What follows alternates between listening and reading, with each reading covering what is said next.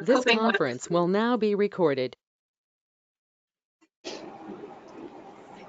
I'll go ahead and start over for the sake of the recording, sorry. But hi everyone, thank you so much for being here.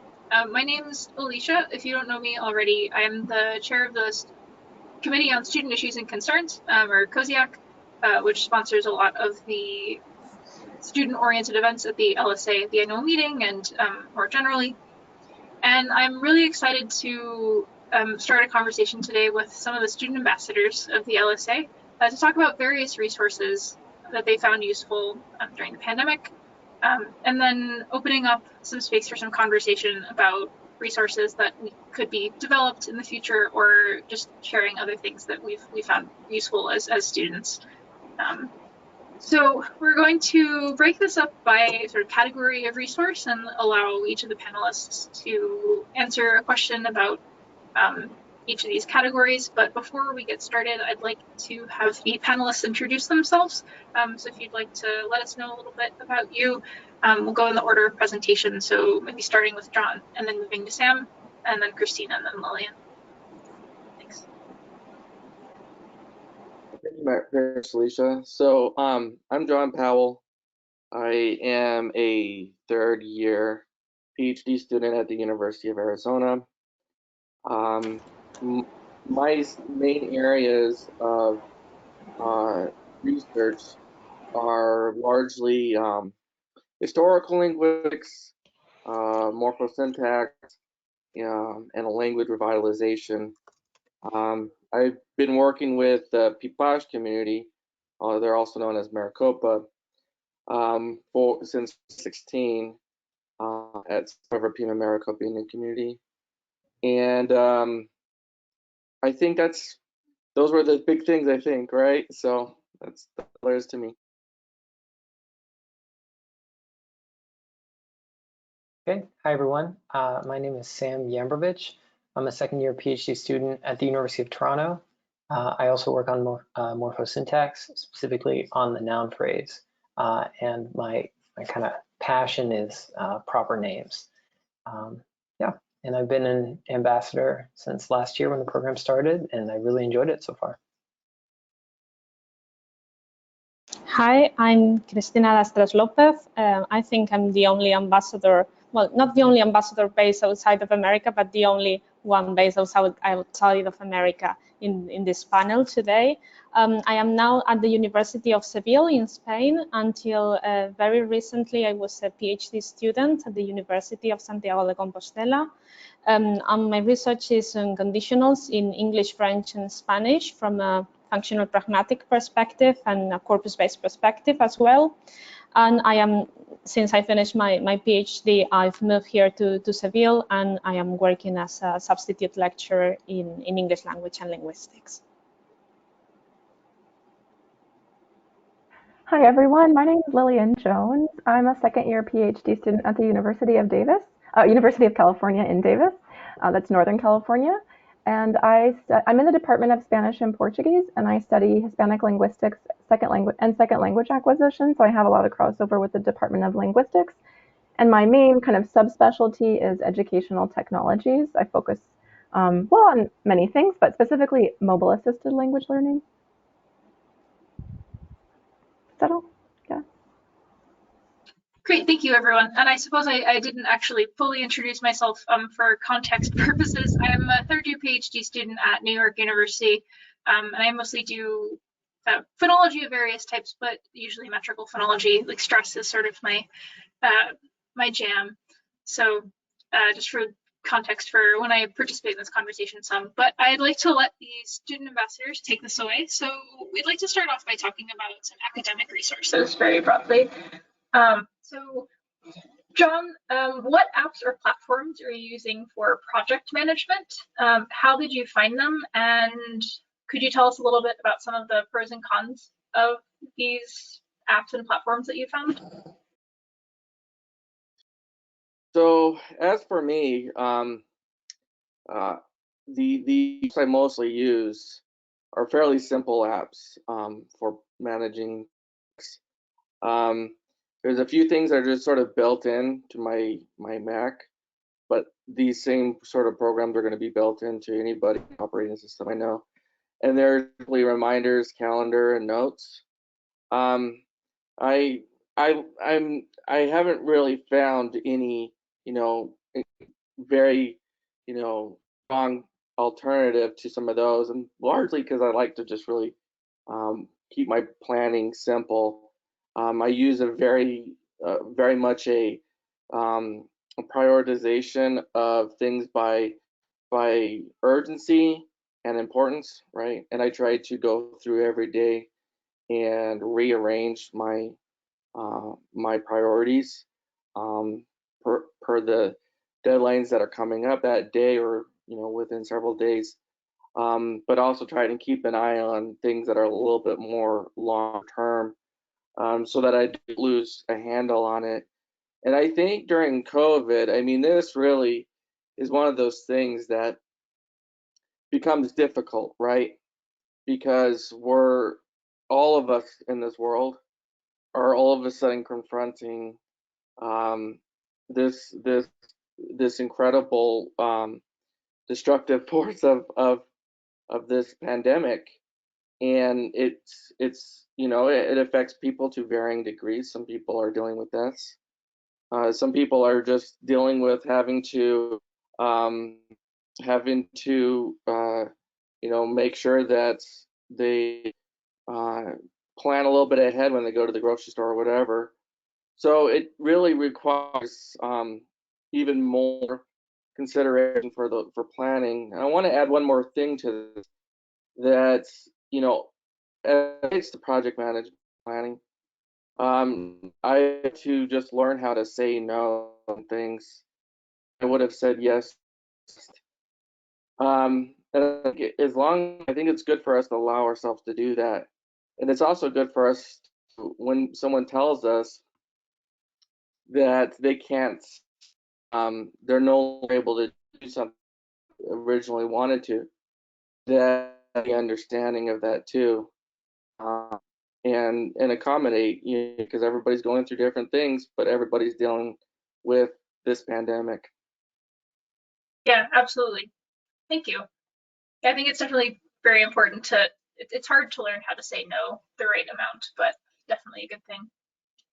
So continuing on with academic resources, Sam, could you talk a little bit about if you've noticed a change in availability or accessibility to the standard academic support you would have been receiving sort of pre-pandemic, like writing, editing, or tutoring and that kind of thing? Is there more that's available, less that's available, and how is this kind of thing communicated? It seems that, at least in many universities, that all of these like centers and even the professors in a particular department are trying to still be available. I think that maybe for a lot of students, especially kind of students who maybe aren't the most extroverted, like the idea now of asking for an appointment with someone who, I don't know, I just know as like, even as a grad student, it's different now than just like kind of popping into someone's office, because it's like you're asking for their time and you can't just be like, oh, and now I'm gonna run or whatever. It's like you're making a formal meeting with someone. So I understand why that may, be more anxiety producing than just, the more casual drop-in or whatever. Or some professors now really aren't having like a particular office hour where it's like, now it's like, I think I've seen a lot of people's websites. It's like, oh, by appointment, which again means I have to make an appointment with this person. It's not like, in other words, I'm asking them to dedicate their time, and we may not all feel that we're worthy of it. And I would say that, I guess, feel worthy, because this is our only way of making these connections. And I've really tried to push myself to do that. The other thing that has become a lot more available at least some universities is like online writing support. Instead of having to go to like the writing center or whatever, you can make online appointments. I've done that a lot because there's really no excuse now. I don't have to go anywhere to do it. And that has really helped me kind of just, I think probably for all of us, just having deadlines in some form is our way of moving ahead, especially during the pandemic. It's really hard to stay motivated if you don't have anything to be accountable to in that sense. So. Yeah, great, thank you. And Christina, would you talk a little bit about how you've seen the change of access to library resources, sort of what you've done to manage those changes? Yes, I was in the final stage of writing my PhD when we were locked down here in Spain. And obviously, I had to access journal articles, books. And with journal articles, my university had very good online resources. They had subscriptions and everything. But the problem was with books because I needed to have access to books. And my university did not have very good resources in terms of electronic books. So what I used was something very simple, but it worked for me. So it's using Google Books. So Google Books allows you to preview a number of pages, sometimes even entire chapters. So that was very useful for me because I couldn't go to the library. I didn't have access to an electronic book. And I found that sometimes we just need, I don't know, maybe a chapter in a collective volume or something like that. We don't really need to read the whole book, but we are just interested in a part of it. So at least in my case, most of the times Google Books worked very well for me because I was just interested in bits of the book, little bits of the book. I think it's a good resource that you can use in case of an emergency, as it was the case. You can search by author, by title, by keyword, and well, you can't imagine how much it helped me with my PhD, really. Could I just add one thing, because I learned during the pandemic, because sometimes you couldn't get journals, like there was no way to get scans because no one's, anyway, so to actually just reach out to the authors of the articles, they're so happy sometimes, like, whoa, Yeah. thanks for your interest in my paper, and they like send it immediately. I was always so scared to do that. It wasn't until I had no choice that I realized it's always an option. That's great. It kind of ties in too, because it seems very scary to reach out and ask for that kind of thing. But usually, people who are writing research are just happy that someone wants to read it, and they don't want you to pay for an article. Like I know academics whose parents have purchased a copy of their article. It's like, oh no, that money doesn't even go to me anyway. Like, I'm happy to share anything with you. Yeah, and that kind of thing. Yeah, that's great. Thanks. And Lillian, I'm wondering how you leverage sort of the apparent excess of multimedia learning resources that are available online. So both as a teacher and as a student, like it seems like there's kind of an overwhelming amount of resources. So what are you doing to navigate that?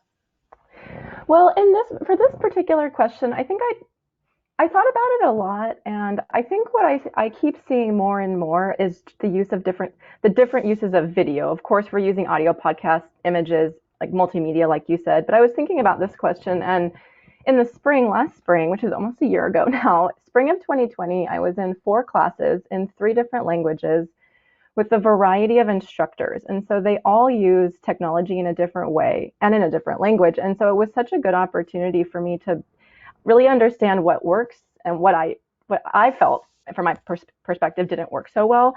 But one thing I did notice among the variety of tech savvy instructors was all of them were using video in some capacity. So instructors are either really savvy and capable with it, or maybe the ones that aren't so tech savvy still know how to use video pedagogically for the pedagogical purpose. So I think that was a real common thread.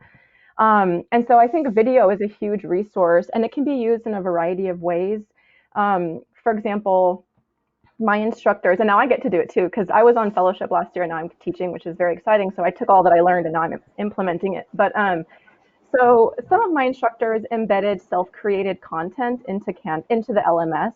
So they would embed a welcome video, they would use grammar videos, and then perhaps some self-created content. Then they might also embed or utilize pre-existing content such as YouTube, or UC Davis has Aggie Video, and other universities probably have their own collection of content that's available for the campus. Also within our synchronous classes, a lot of teachers were showing clips of videos to the whole class. Or one thing I thought was really useful was our instructor would put us in breakout rooms. We would watch maybe a small 2 to 3 minutes of a clip on our own individually, just in our little pod. And then unmute and talk about that. So they were shown and used that way as a resource. And then also from the learner side, we created our own videos for class projects. So we might just do a real quick, simple video of us speaking about something, and a larger, more summative end of the semester project, we would do sort of a larger collage style video where we're putting things together. And then one final resource, which I learned about, and I'm super giddy and nerdy about it now. I mean, it might sound so basic, but it's so helpful. Is obviously Zoom we use Zoom at Davis. Zoom can record your classes, but I use that Zoom recording option when I need to make my own presentation video. I just enter the room alone, no one else is there. And then if I need to do a walkthrough of a PowerPoint or show slides while I'm recording, I just record the lecture.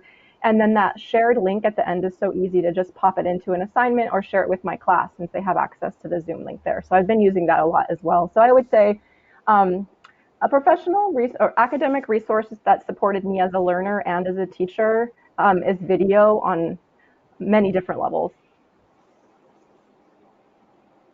Great, thank you. And for all of you who are listening to the panel today, we're going to have plenty of time to discuss a lot of these things at the end if you have any questions. If you're worried about forgetting the question, feel free to throw it in the chat, and I'll be keeping an eye on that. But we'll sort of save the asking of the questions for after we run through these. So we've talked a bit about these sort of broad academic resources, and I'd like to talk a little bit about more specific professional resources as well. We'll start with John again. What were the resources that you had been using that ended up being cut when the pandemic hit? And did you see some kind of reaction to these sorts of cuts? Thank you. Yeah, we here at our university, and I imagine there's a number like us, we got hit with quite a bit of different things. Certainly the pandemic, just like Sam was talking about, sort of it disrupted a lot of the infrastructure, a lot of the services that we honestly take for granted a lot, you know, like IOL and all those kind of things. Databases, we lost some databases and so forth.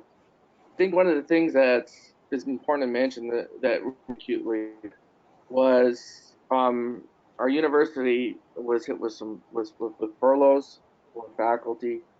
It was there's a lot of discussion about layoffs. I don't know what the situation currently is with that. I mean, I don't feel out of line that our department wasn't able to recruit graduate students. And this is all to say that while I know that our university, experienced quite a bit, I think that's something that's either probably happening at universities or is kind of coming to university for you, right? So to speak. And one of the things, and even though the pandemic, we're sort of getting closer to the vaccine, repercussions of this, we can't, it'd be naive to think that everybody will just be able to bounce back so quickly. I think there's a couple of different things that I've had to navigate personally. Certainly, I know a lot of my friends who have had to really re-envision their dissertation fieldwork, for example.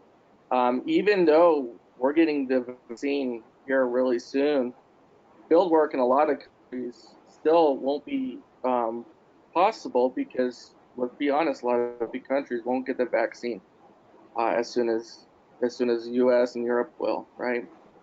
Of Asia. So that's one big thing. I've also had to really think about, the job market and come up with contingency plans. I'm pursuing a graduate certificate in geographic information systems because I'm really interested in the intersection between geography and linguistics. But I'll be honest, this is also But also the last thing is I think that we, as graduate students, have to find spaces to self-advocate. That might look differently in different places, but to advocate our interests, I think, is very important. Yeah, thank you.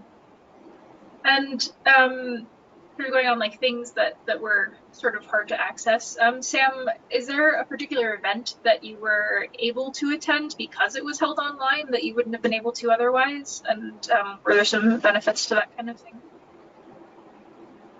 My answer will be an answer that, you know, it's true of all of us. Is like just being able to take advantage of all these online conferences has really been something amazing. Like, you know, to have to travel somewhere, if you weren't presenting and couldn't fund it in some way, like it just wasn't in the cards. But even these Aberling videos online like have been so amazing. I play them sometimes when I have long car trips. I'll just play them and I'm like, hey, you know, when else am I going to get listen, you know, to someone talk about roots, for example? Like I listened to one when I came back from winter break and it was awesome. I learned so many things.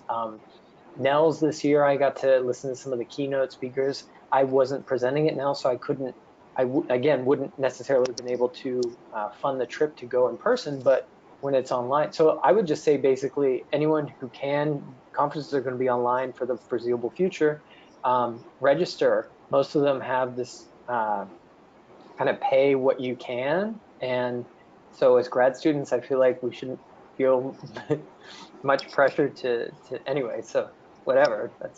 But yeah, just go watch some keynotes or talks you're really interested in because you can meet people. I even at the other last thing I'll say is if they have any kind of mentoring thing, like I did the mentoring program at the LSA this past week, and it was awesome. I met this amazing professor I wouldn't have met otherwise. He's like, if you ever have questions, even years from now, like just let me know. So like that's the kind of thing where you might as well take advantage of these chances now, because who knows, you know, when it's in person, it's a little bit harder.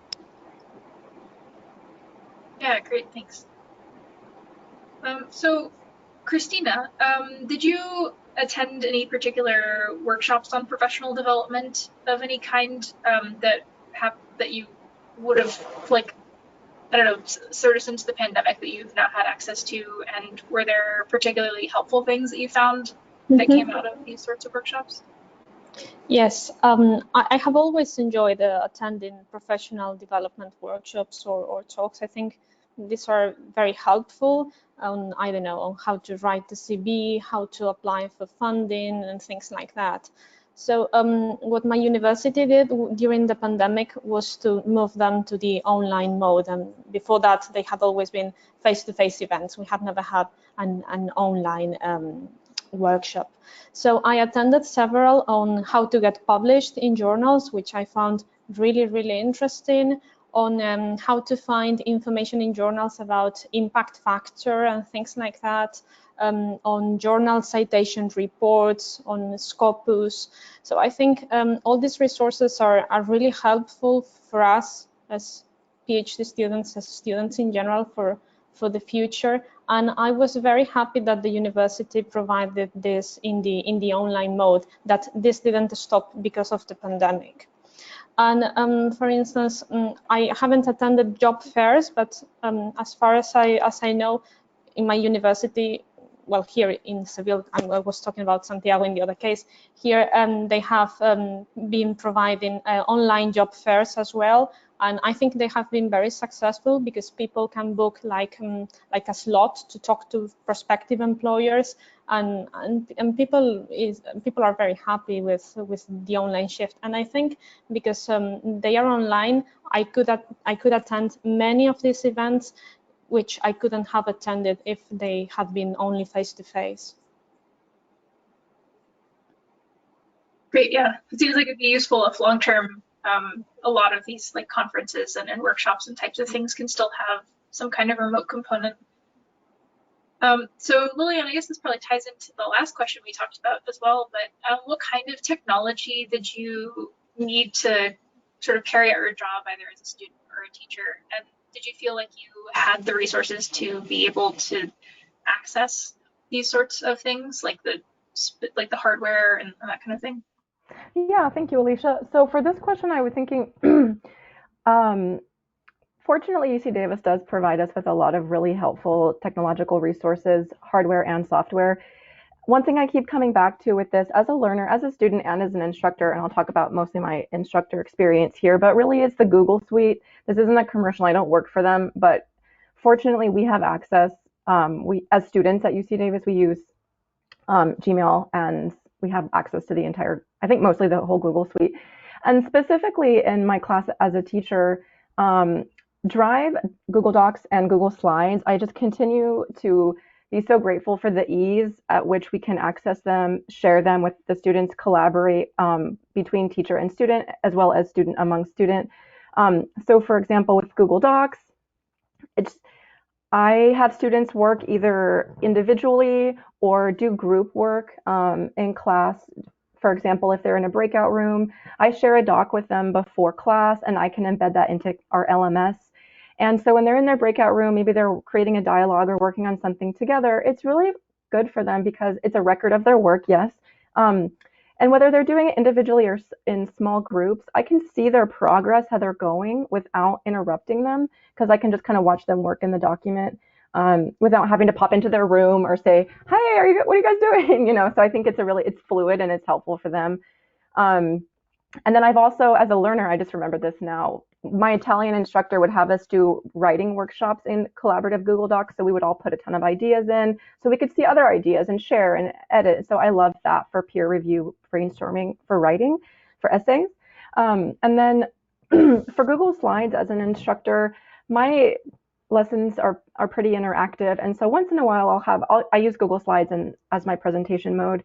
And so I'll have students do mini research projects or create content in some capacity, which they'll share with the class. And so I'll put them in their breakout rooms and say, okay, and I'll have blank slides already embedded in the presentation and say, okay, if you end up in breakout room 2, work out a slide 2. If you are in breakout room 3, work out a slide 3. And they just put in their image, their text, or whatever, so we can kind of seamlessly work that into the presentation when we come back as a class and they share their work. So I'm just really grateful that we have access to that resource. Additionally, my experience, and people may disagree with this, and that's of course fine. This is such a mobile first generation right now, and so the Google Suite, specifically Docs and Slides, is so easy to access on your mobile phone. So a lot of students, and they're in a non-traditional setting, for example, during class, they can more or less still access everything on their phone. And so my last point about this is this applies to really everything technological, I think, but specifically with Docs and working in this collaborative manner, it's really helpful in supporting your digital literacy skills. So whether you're just organizing your folders in Drive or you're navigating technicalities of sharing documents or working on the presentation, all of these little things, when students do that, they're creating these behaviors and understanding little things that are going to build and develop skills that can apply in other areas outside of my class. Great, thank you. That leads perfectly into sort of a discussion on technical resources more broadly as well. John, could you tell us a little bit about recording options, either as a student or an instructor, if you had access or created either videos that were posted before or were recorded during a live lecture, that kind of thing. How are these recordings utilized, and do you think they worked well? Thank you. Yeah, my thoughts on recording are that to the extent possible, and it's not possible for all classes, you have the situations where I know some people are having to teach in person in some places, right? Some people are having to do synchronous. Some people have the option of doing asynchronous, and I think to the extent that people can, the asynchronous situation can be very beneficial for some students. So I happen to teach 2 classes since the pandemic. Both were asynchronous. But the reason why I think there's some benefit to that is because everybody's schedule is sort of thrown apart, right? And some people, dramatically so, right? Some of the students are having to, find new sources of employment. Some students are having to take care of family. They don't have the same availability that they would have in typical times. Our university, in our university, we work with we have a lot of students from indigenous communities, right? And you have the situation that we're all aware of the digital divide, right? Where you just don't have internet connectivity for many or most households in many different indigenous nations. So the idea that that 2 to 250 time everybody can attend may not be possible, especially if you have situations where people have to drive down to the nearest library or whatever just to use the internet because they had to go back home for financial reasons. So making it as close to giving students as much flexibility as possible for them to be able to watch lectures in their own time can make so that students aren't left out and totally disadvantaged by a situation that's already wreaking havoc on a lot of these communities already. Yeah, thank you.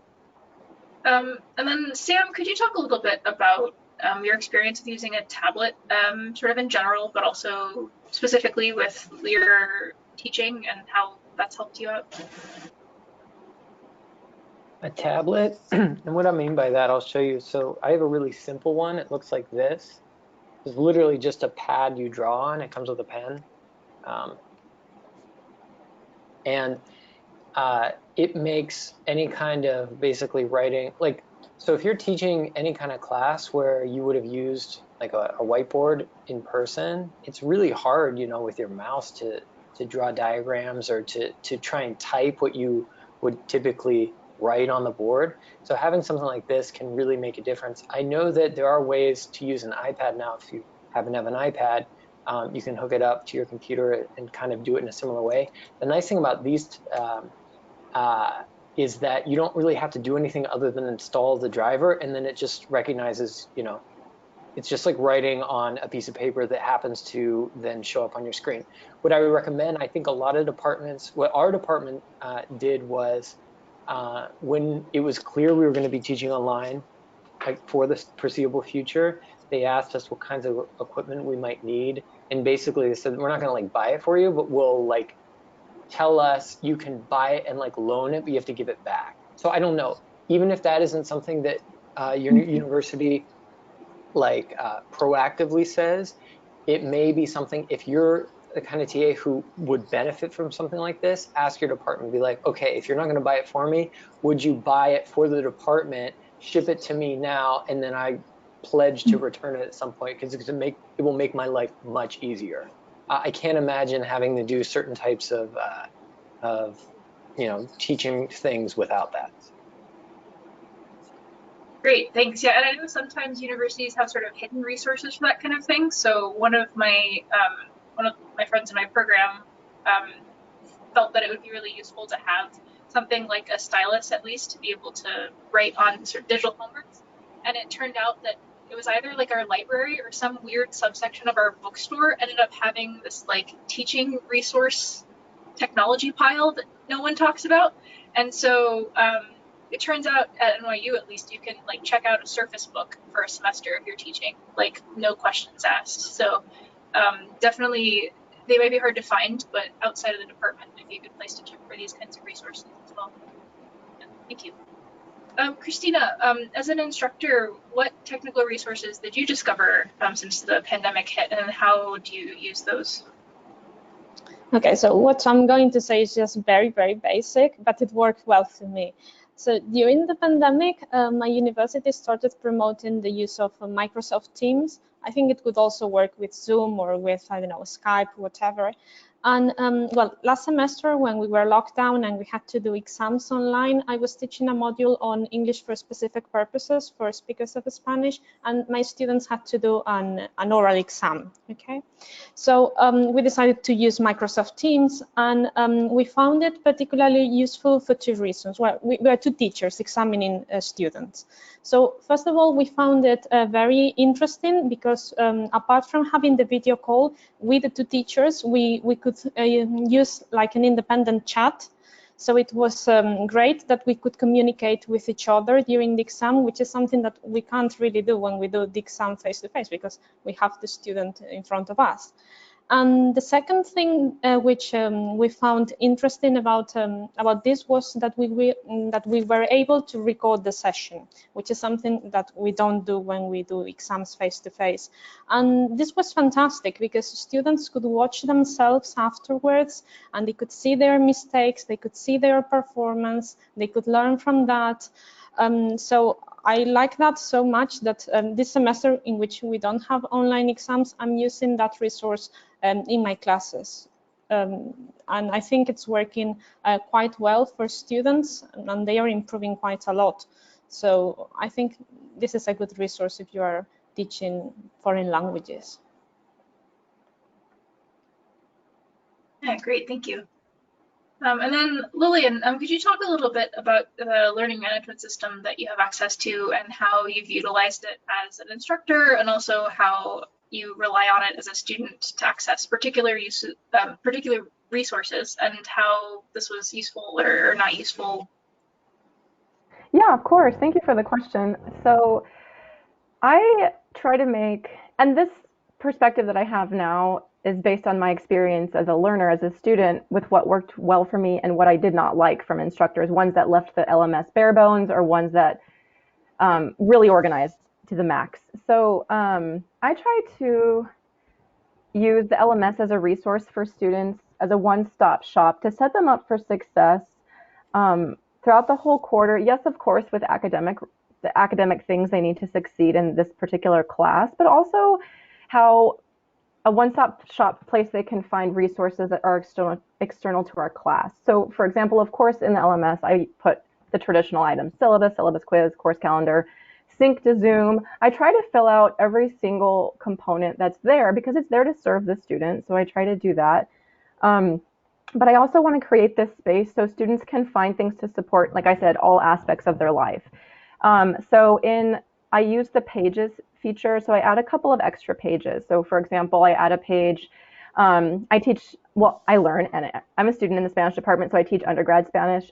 So I have a page with articles, links, videos, and media, so students can see why second language learning is beneficial in a fun way, some Instagram handles just to kind of get them motivated for the content. And then I have a resources page where about maybe, for example, how to type Spanish accents both on a PC and a Mac. I made a page, well, it's actually a several page document on technology terms in Spanish. So how to say, like, I'm disconnected, or just things that are useful but also maybe fun for them. And then, of course, there's a section in there, links to resources on campus. So there's links to mental health, the food pantry we have on campus, technology items on campus, where to get loaner laptops, Wi-Fi hotspots. So all of this is in a resource page I have on my Canvas page. I also include a few things. I don't want to overwhelm them if they're not interested in physical fitness. So I put a couple of things in there, like we have Aggies at Home, which is our rec center hosting digital, like, videos of live fitness classes of various kinds. And so I include like some Instagram pages I follow for free yoga and things like that. And then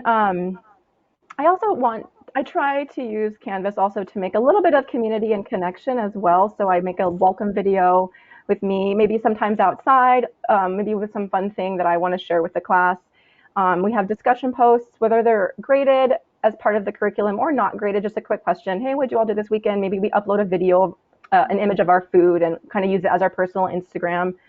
And then lastly, well, two things actually. One, it's really important to show them all this on the first day. So I set this all up and get them all set up, and then on the first day of class, I'll walk them through how to find all these things so they're not just sitting there in the void.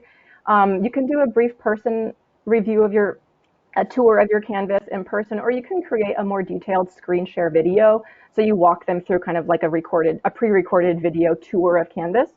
And then also most LMSs, I think at least Canvas has an app. And so I also tell them, hey, are you stuck on your mobile device? We'll get the LMS, get the Canvas app because it's going to save your life. So it's kind of a one-stop shop for them to find all they need. Thank you. Great, thanks. Yeah, I used Blackboard in undergrad, and I think that one had an app as well. So, okay. Nice. Yeah, NYU uses weird proprietary things, so I don't know too much about past that, but great. So we sort of talked about professional resources, kind of more general things, and some technological ones. But I think it's really important to know that through this, we are just students, we are humans, and mental health is a very important part of our being able to do research, but also us just kind of, enjoying being around. So I'd like you all to talk a little bit about some of these more personal resources as well. So maybe starting with John, what is a resource that you found that's related to mental health that you found to be the most valuable during the pandemic, be it a particular tool, a particular person, whatever? Thank you for the question, Alicia. So one of the things that I think is very important for those of us who are instructing courses is that we have to really be flexible. We have to show empathy for our students. I think that the idea of having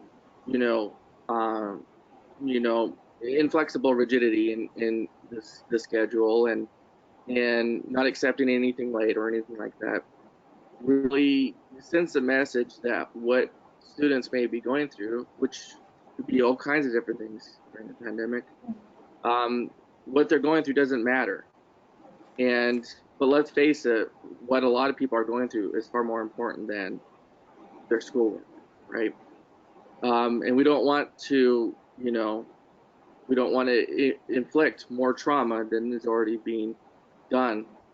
And I think it's very important to also recognize that, a lot of students, particularly as minority students, they'll likely be disproportionately affected by what's going on. We have very clear data about how COVID is devastating many African American communities, many indigenous communities. And so besides the fact that just sheer numbers of deaths and cases are disproportionately affecting them, there's the socioeconomic reality that students of color will have a harder time being able to sort of weather all these storms financially as well. So we need to be able to let them know that their health comes right. That includes mental health too, right?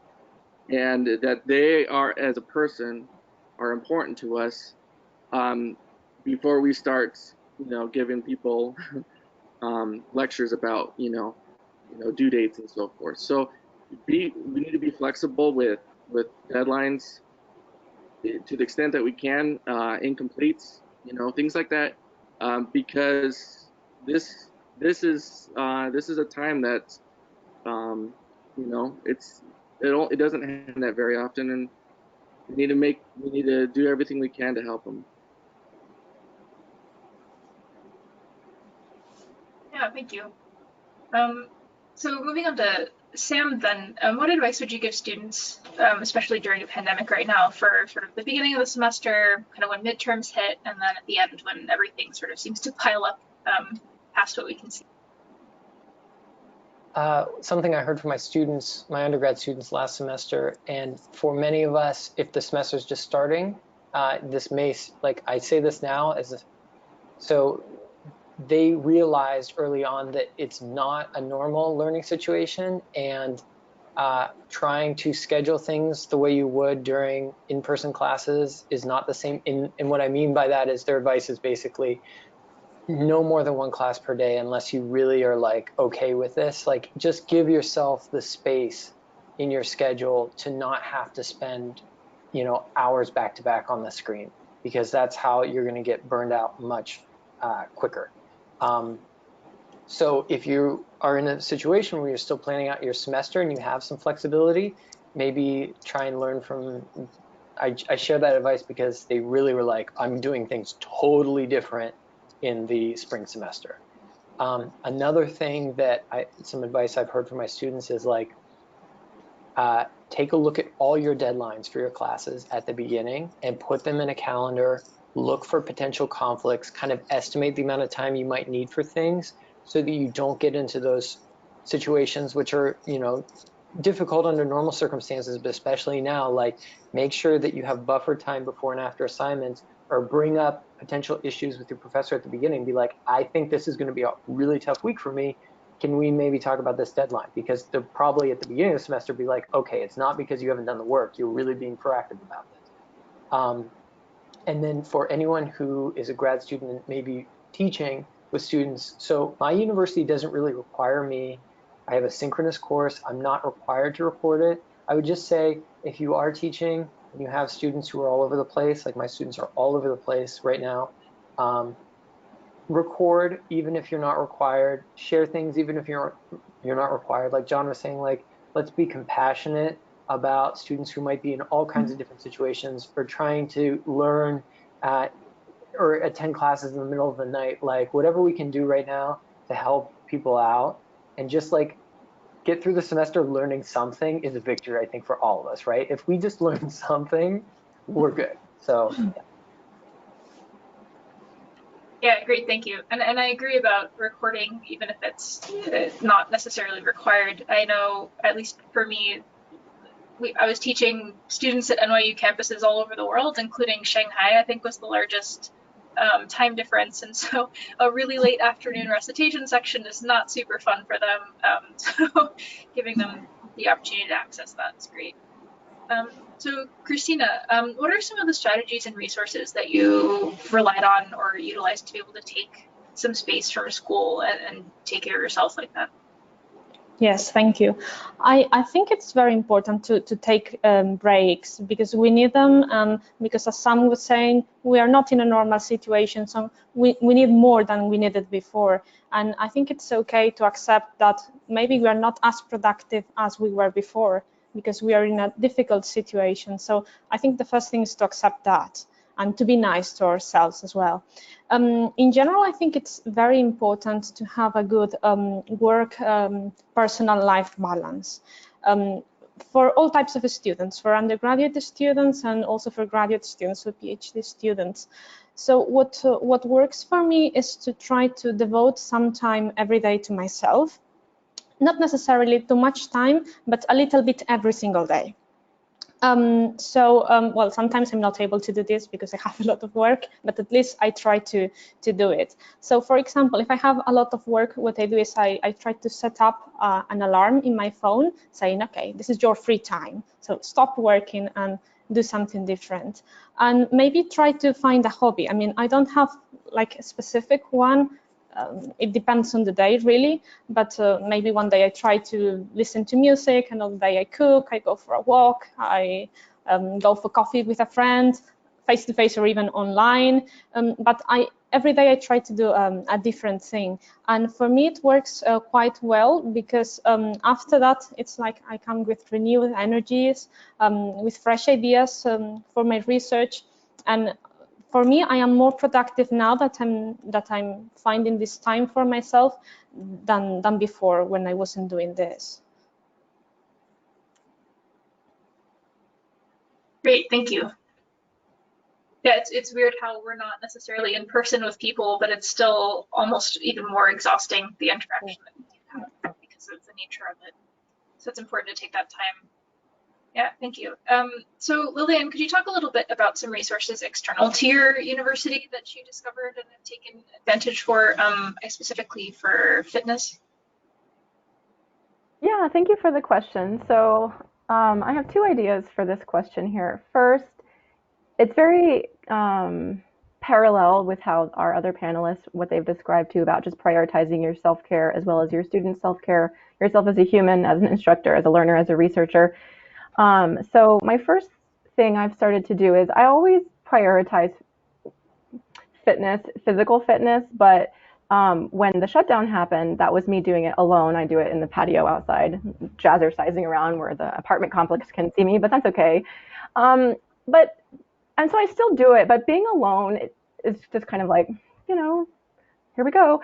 So I started to prioritize. I signed up with a personal trainer, and so I realized this was I just kind of bit the bullet and did it. And then, because sometimes I was putting it off because I didn't feel like I wanted to prioritize paying for it, but it has served so many purposes. And it was such a good thing to just go ahead and do because I get that social, she's a friend of mine, but I get this social interaction. So it's something I really look forward to because I'm socializing with somebody and I'm still working out at the same time. And so it's laughter, I'm physically outside, catching up with a friend. So it's the social connection plus physical fitness. And I'm all about efficiency. So I'm kind of doubling up on things that I really want to do. And so I'm also prioritizing this in my calendar. It's there every week. I look forward to it. So it's not going to get moved because I need to work on a paper or something like that. So if you have the opportunity, I found that a lot of my fitness friends, yoga instructors or whatnot, were offering free classes on Facebook Live, Instagram Live.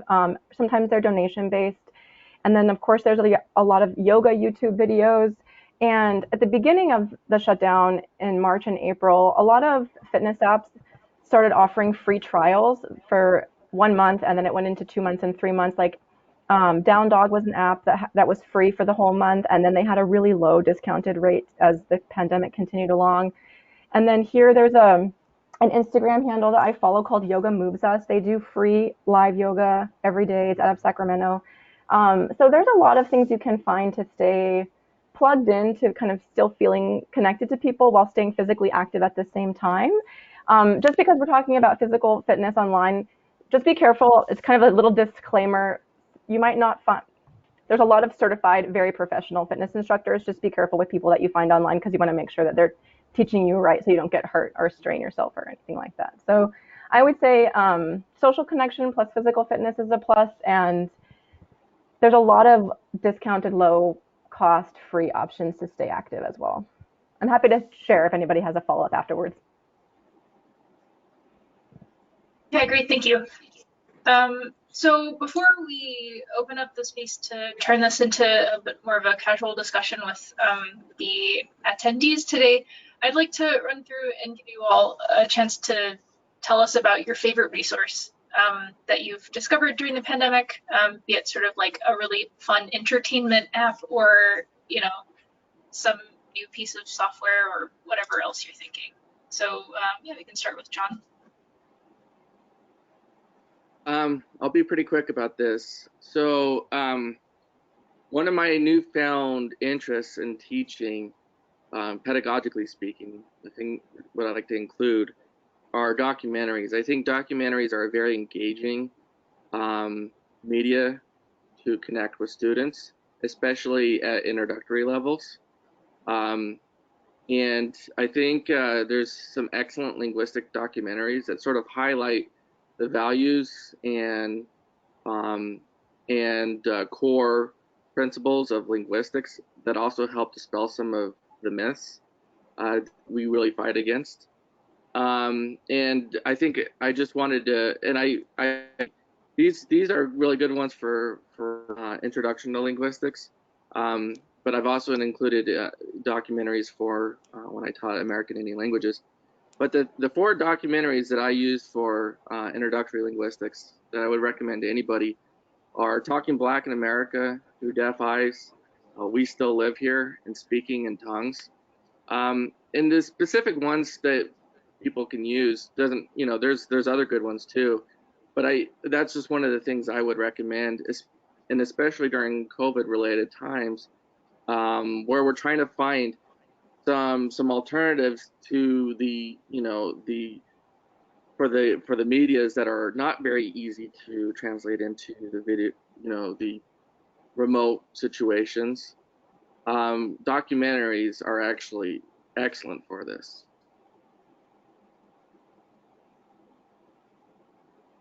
Great, thanks. I'll go ahead and pass it off to Sam, and then you can all keep answering on your.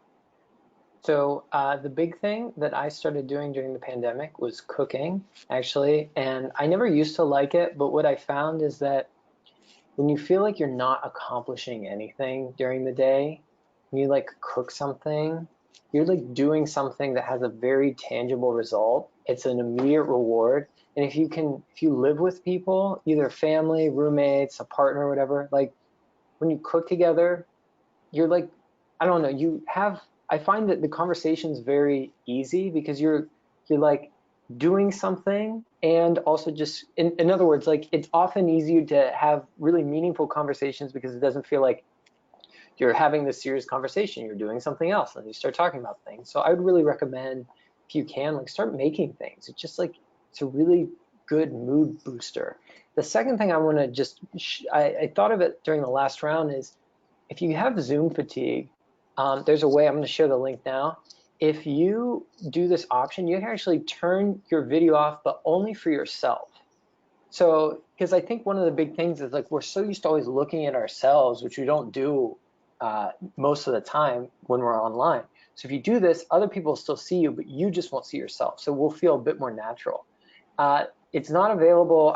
It's like not available on this software. I just looked, but if you're on Zoom, that's a really cool thing. I sometimes do that, and it just feels like, okay, I'm not like constantly like, what do I look like? Am I looking the right way? Whatever. So keep that in mind.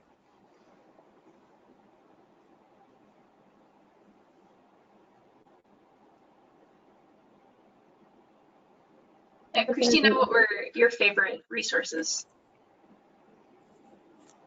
Sorry, I think, yes. Okay. I think it was frozen for a little bit. Okay. One of my favorite academic resources that I've discovered during the pandemic are the talks by Abralim ao Vivo, the Brazilian Association of Linguistics. I think this is something that they just created during the pandemic. The talks started in May, and the first lecture was delivered by Chomsky. And I think there are now like several lectures every week on all sorts of topics in linguistics. They are all fantastic. And I think this is a great resource that has come out of the pandemic. Awesome, thanks, Cristina. So I'll be really quick too. My discovery wasn't necessarily in the pandemic, but I'm so glad I discovered that because it has helped me power through. On campus, we have a department called Academic Technology Services, and every two weeks they host a faculty forum or a dolce, which is discussing online learning and collaborative education. So basically, it's where faculty members present innovative teaching methods, and the academic technology services staff will answer questions that the audience might have. And the faculty panels are a little bit more informal, where a faculty will focus on a specific tool or teaching strategy, like mobile learning, electronic textbook, teaching with video, or whatnot. So this faculty, and it's from all around, all departments, can come and give an example on this particular topic. So it's geared towards faculty, but it's open to anybody. So as a graduate student, I go and just learn. And so because of this, I would attend and just kind of listen and learn and be a fly on the wall. I plugged into that department, and I was able to attend the Summer Institute on Teaching and Technology. Because I had plugged into this community on campus before, then when we went into lockdown, they still continued these chats online. And so I was so glad to have found this resource. And a couple of things, many things, but 3 specific reasons or tools, resources that I learned about from attending these talks were census access, which is document conversion. Basically, we're reading we're all reading PDFs all the time. And if it's a really old scan or it just wasn't scanned with OCR, you can't do the search. You can't use the search feature. So census access allows you to convert documents, PDFs, so they can use OCR, optical character recognition. So basically you just convert the document so you can use the search feature, which is a lifesaver in time. So I learned about that by attending the ATS events. And then I learned about PlayPosit in these events, which is an interactive video platform. So you can use it. It's a video platform, so you can use it for quizzing your students. They can pause the video, answer a question, continue the video. And then I basically also learned best strategies and practices from the instructional designers that are there. So, for example, setting up your Canvas sites, like just some basic stuff. But, you know, I'm learning all the time, and being plugged into this community on campus has been really helpful for me. So that's my favorite resource that I utilize now. I'll go ahead and throw my hat in the ring on this one too, and I think combine the past two rounds a bit and say I think one thing that's been really good for me is sort of this increased access to like virtual communities in the sense in like a mental health sense. So a lot of insurance programs, for instance, are making therapy right now like totally free. So it's like a great time to you know, find someone to talk to. Because people go to therapy for tons of reasons, but then also just sort of these other, I know our health center set up a bunch of different groups for various things, like, hey, here's like a graduate student group, so you can go in and talk about sort of what you're thinking, or like an undergraduate group, and then a bunch of other more specific topics. And so that's been kind of nice to be able to get my foot in the door in some of those resources as well. And I'd like to invite everyone to just kind of open up the discussion here. We're happy to, the panelists are happy to answer any questions you have. We'd invite you to turn on your video if you're comfortable, so we can just make this a bit more of a casual conversation. And yeah, so if anyone has any questions about anything someone said already, or about anything else about resources, go for it.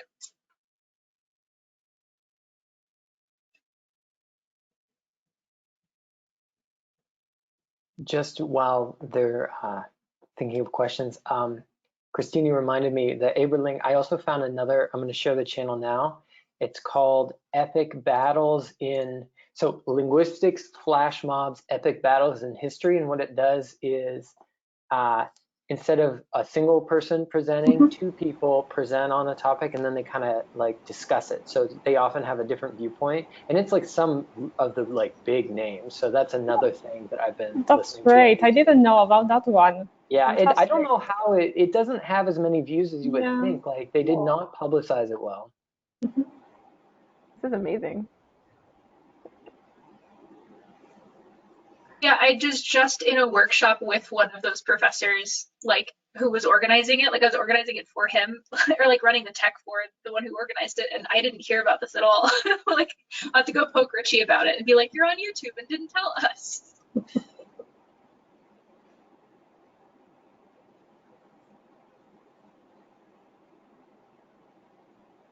I know a lot of what we've talked about has maybe seemed a little bit more specific for grad students, so hopefully we've been able to talk about sort of how we see us interacting with undergrads as well.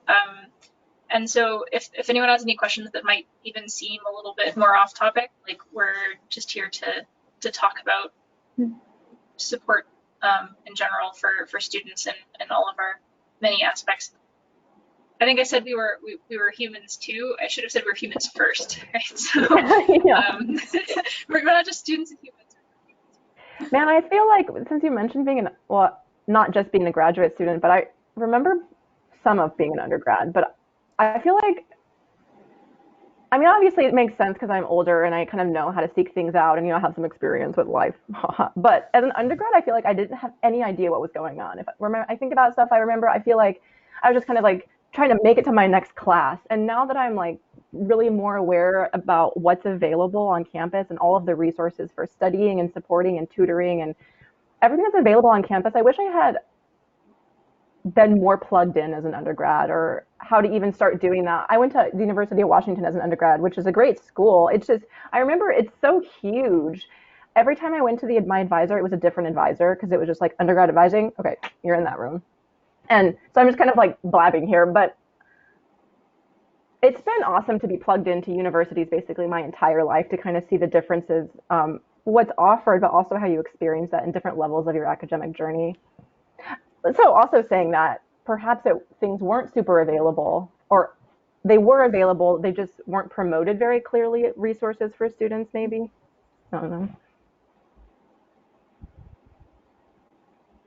Yes, I think universities sometimes have many resources and the students are not aware of them. And in some cases it is because they are not promoted enough. So students could make much more use of them. Yeah. Yeah, like Alicia was saying with that teacher box in the corner, or the resources that were hiding in the corner with for teachers. I can't remember exactly how you phrased it, but I feel like that kind of stuff happens. And what Cristina said too is just, I probably could have done a better job at seeking things out, but I was like shy undergrad. I didn't really know.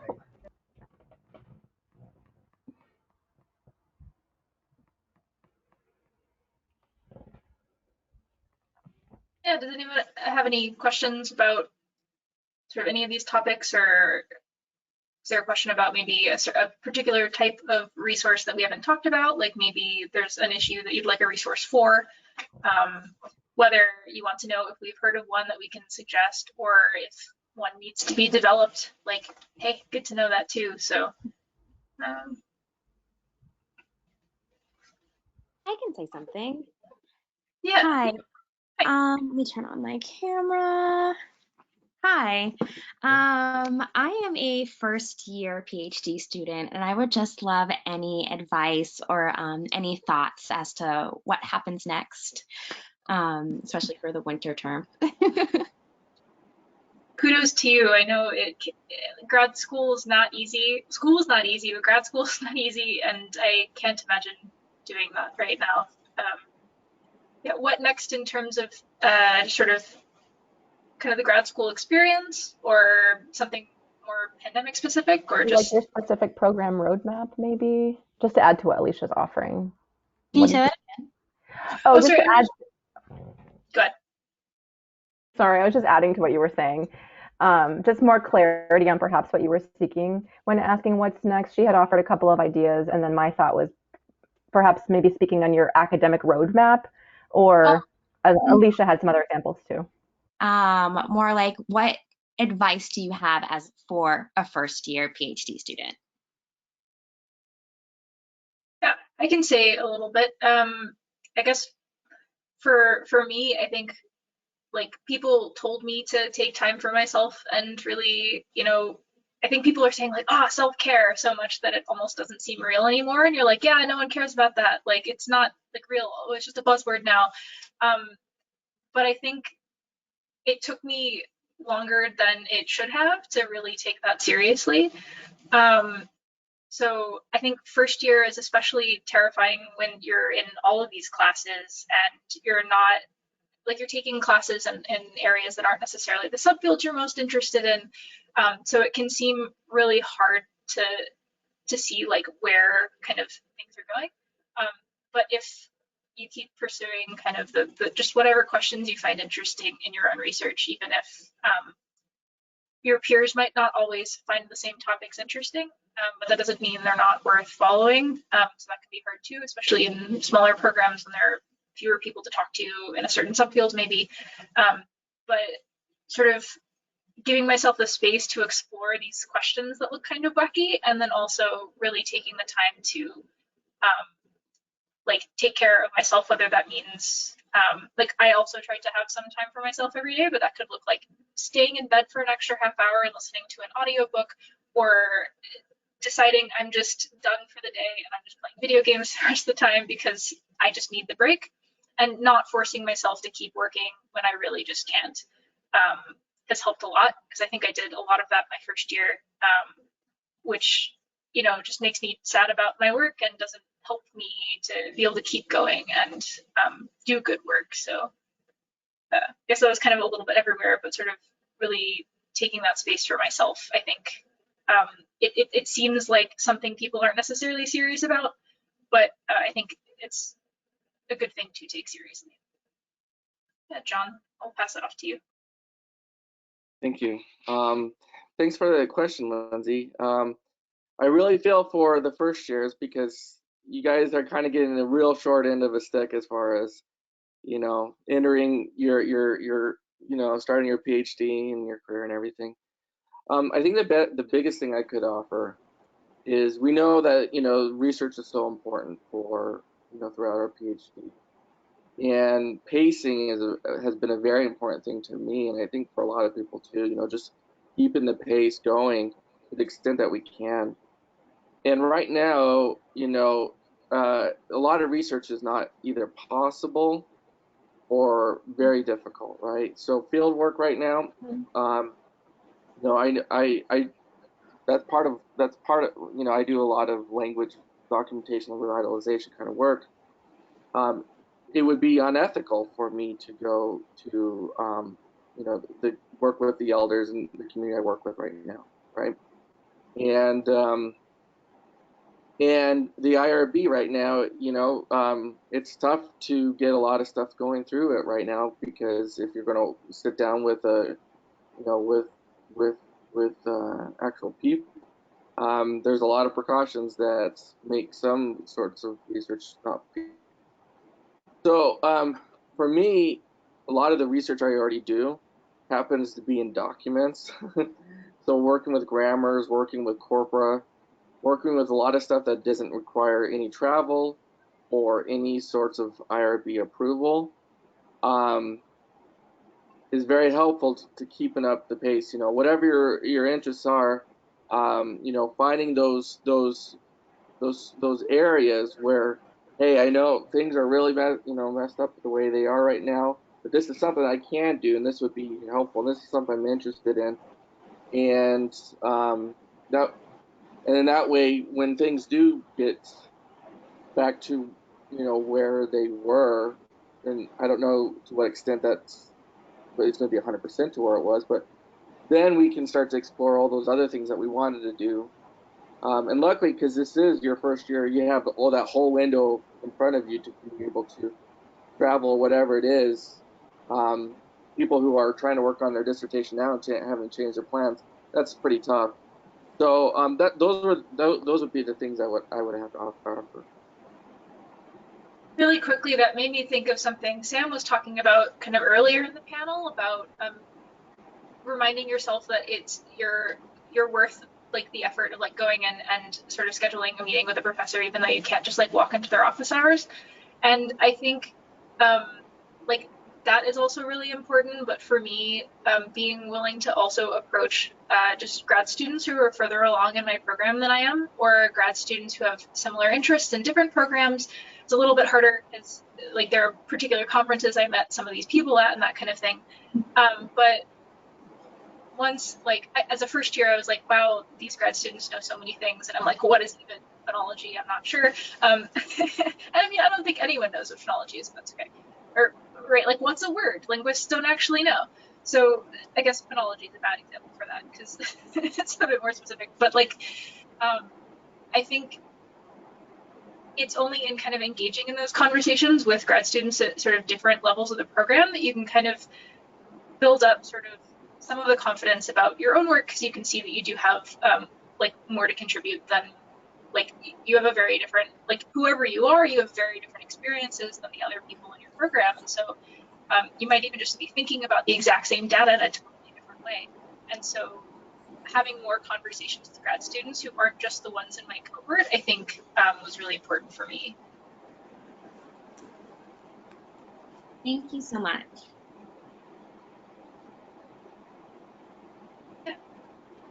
Alicia, there's a question in the chat from a student. Do you think that we have a few minutes to go over that quickly, or do you think that we should start to wrap it?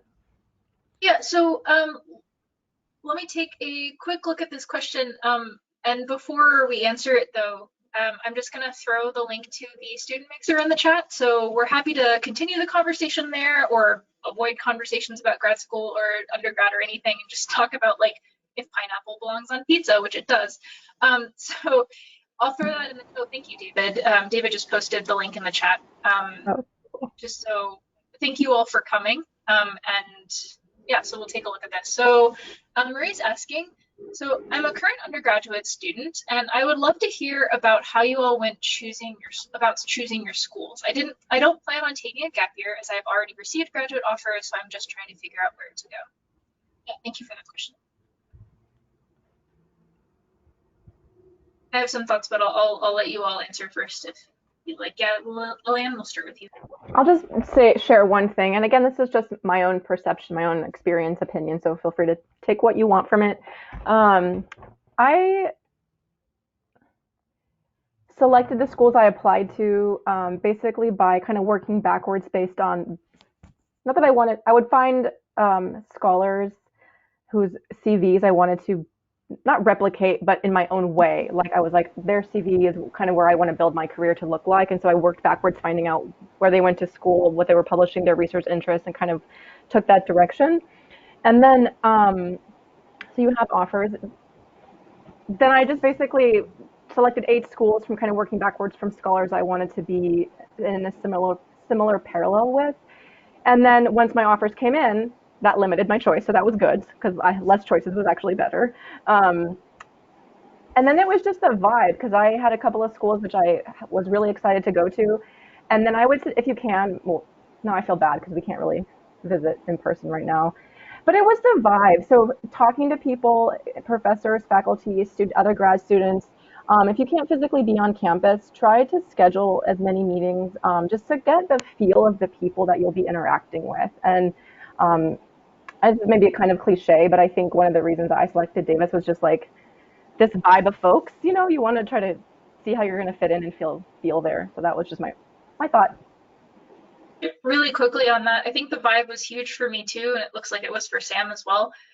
One thing that I think you can still get a little bit of, at least of that now, is talk to the grad students in those programs. You get a totally different perspective of a program talking to the faculty than you do talking to the graduate students. You want to make sure that those stories are the same story, right? So the grad students are always going to tell you about the things that they are like frustrated with about a particular program, and nowhere's perfect.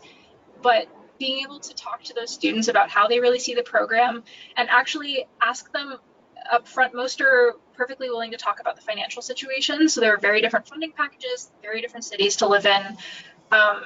So I know like being in New York City, for one, is like a very important factor, either a positive or a negative for many people who apply to NYU. So talking about just what the living is like and how the stipend like interacts with that, what the teaching load is like, what faculty interaction is like, and whether people are hands-on or hands-off, depending on what you prefer for advising style. So if you're not already in touch with grad students in the program, I found that usually emailing whoever your faculty contact is will definitely just like connect you with those students. And I think that was like the biggest part of my decision after I had my offers, was just talking to the grad students to see, are these people I want to be friends with, and are these people I want to be colleagues with, and do they also think like the program is as the faculty push it? Yeah, John. These are all very excellent suggestions. One thing to keep an eye on, especially going forward, but I think always, is you got some offers in hand, so that's the best situation that you can be in. Consider which ones provide excellent financial stability, multi-year sort of arrangements, not something that you're going to have to compete among, your colleagues for funding every year or something like that. One more thing to add. So Lillian talked about, finding those connections with their professors and everything. That's excellent. And I would also include finding those areas where your principles really align with the institution. So for me, it was very important to find an institution that really prioritized revitalization, not just gave it lip service, but because some people happen to do some work with indigenous communities and do some description documentation, but really, sometimes it was transparent that, hey, they don't really do, necessarily that community collaboration that I was very interested in. And that's one of the reasons that brought me in here. Now, every institution is going to have, they're going to really put forward those principles, those areas of strength. And whether it be through the website calling, discussing with students, discussing with professors, find those areas. It's like when you're in, that second, third year and things are so hard and you're like, sometimes you just want to leave. it's those places where you're like, wow, this is still the place that really values the things that I value, that will help sort of those hard times.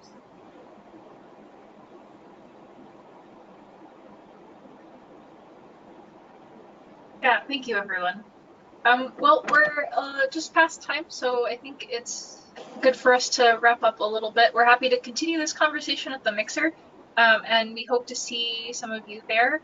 And thank you very much for coming, and thank you to the panelists for sharing your experiences today.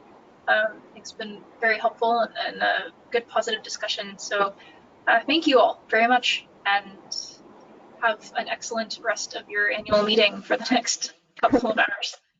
Thank you. Thank you so much, Alicia. Thanks to the other panelists. This was a great discussion. Thank all of you. Take care. I actually can't get on